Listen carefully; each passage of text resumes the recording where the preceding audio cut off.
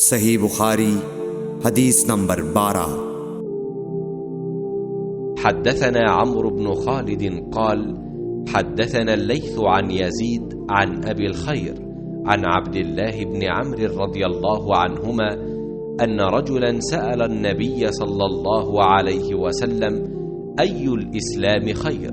قال تطعم الطعام وتقرأ السلام على من عرفت ومن لم تعرف۔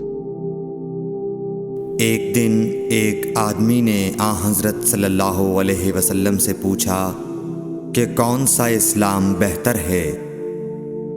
فرمایا یہ کہ تم کھانا کھلاؤ اور جس کو پہچانو اس کو بھی اور جس کو نہ پہچانو اس کو بھی، الغرض سب کو سلام کرو۔